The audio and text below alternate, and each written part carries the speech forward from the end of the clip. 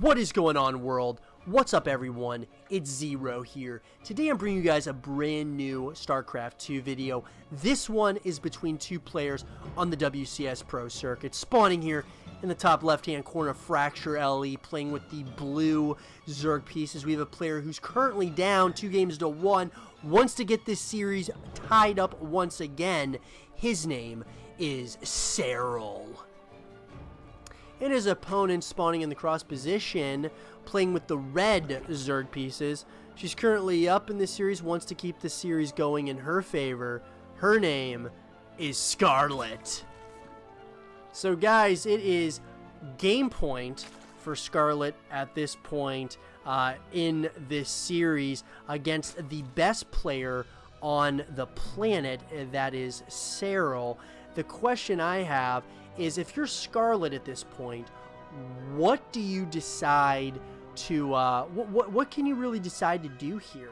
I mean, it's kind of one of those things where you kind of wonder, what do you do when you're playing against the best player on the planet and you got them currently where you want them at a 2-1 advantage? So that's the question, guys, is what would you do if you were Scarlett right now? Would you go for more cheese, or would you go for something a little bit more passive, or, you know, I mean, what would you do in this situation?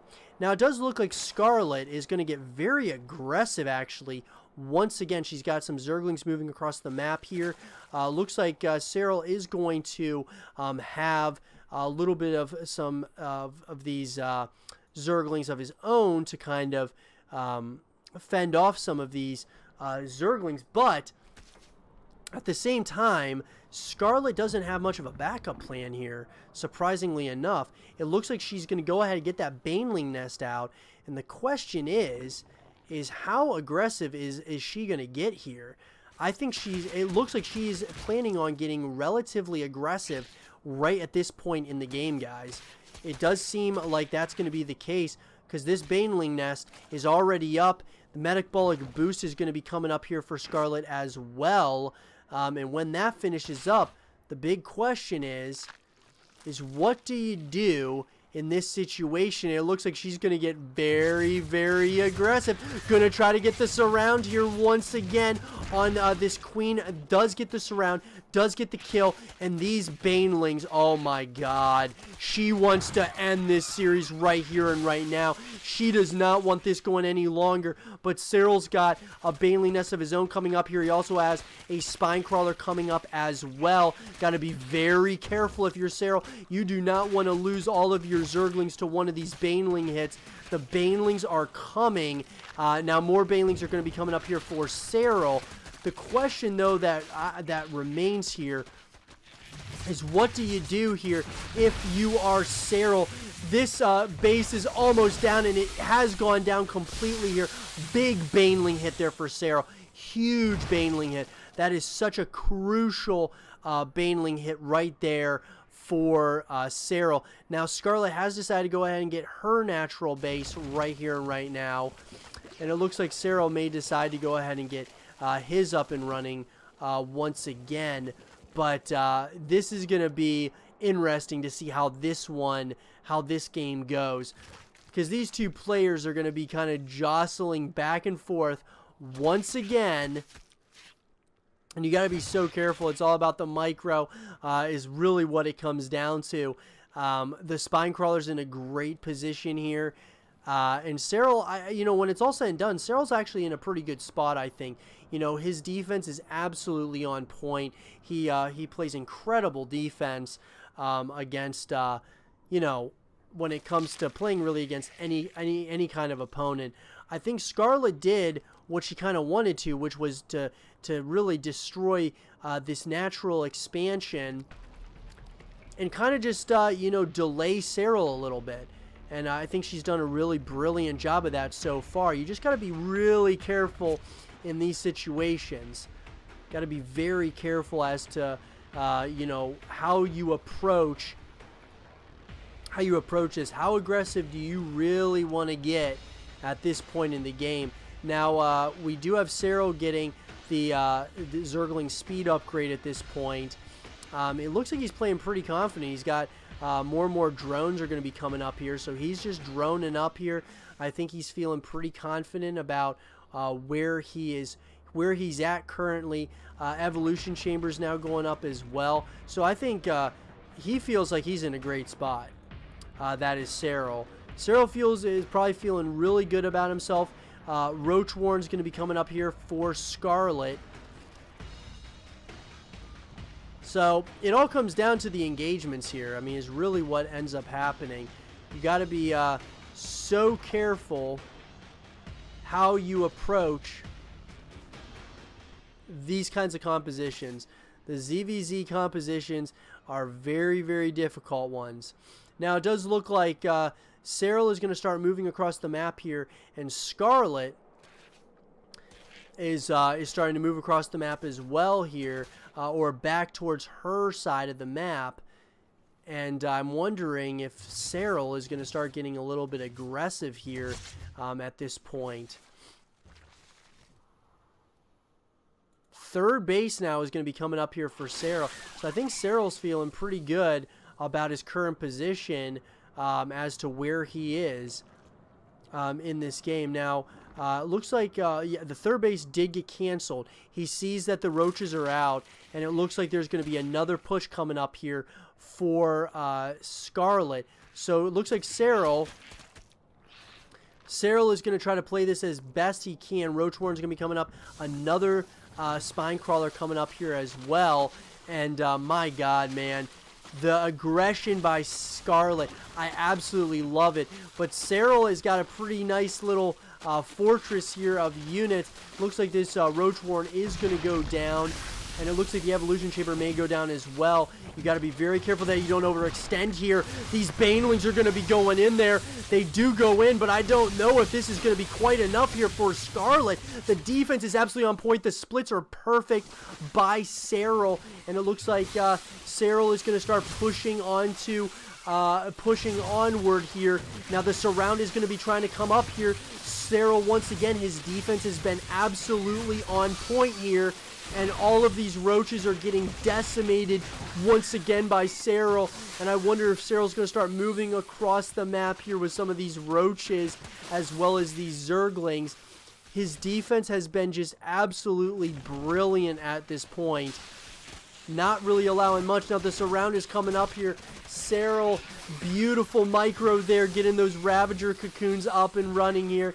And just like that, Serral is in, I feel, a very good position here. The third base is going to be coming up here for Scarlett. Third base also going to be coming up here for Serral. But Serral's defense, guys, is second to none. I mean, one of the best, if not the best kind of defense you'll see out there in all of Starcraft 2. It's not just his offense, it's his defense as well. It's just absolutely brilliant to watch. He's all over the place. I mean, he really is. So that being said, the third base going down here for Serral. Question is what is Scarlett going to do at this point? Looks like the lair is up for her. She's also going to start getting +1 upgrades going here for ground-based units. And I'm just wondering, you got to wonder, guys. You got to wonder, what are you going to do if you're Scarlett at this point? You know, she put on that aggression, which is probably what she was planning on doing from the beginning, was just to consistently put pressure on Serral. But what do you do now? Do you just go into a full-blown macro-focused game, or do you keep that aggression going?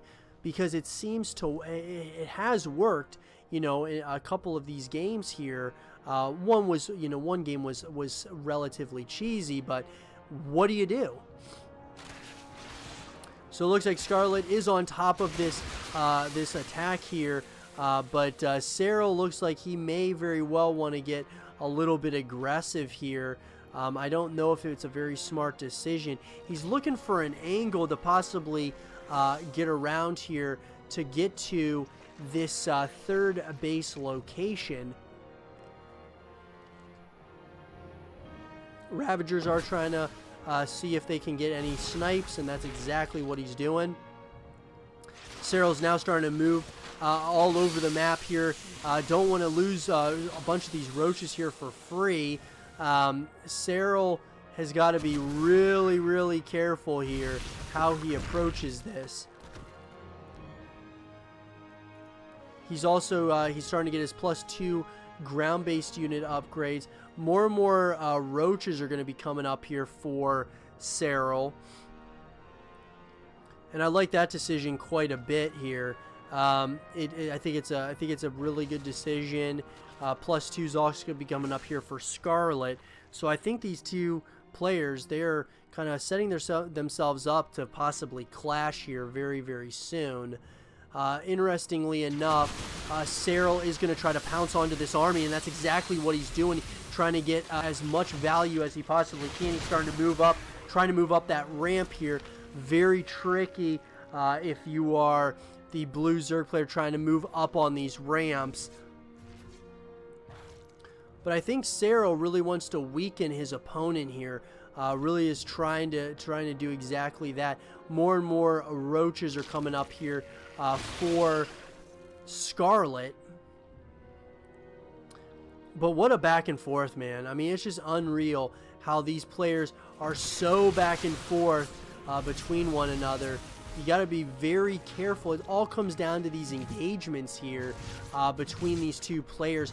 So many roaches and ravagers are coming up here, and looks like burrow upgrade as well as the overlord speed is going to be coming up here for Serral. So a very interesting decision there. I think that's a great upgrade though as well. And it looks like burrow is going to be coming up here as well for Scarlett. So very interesting decision making by both players.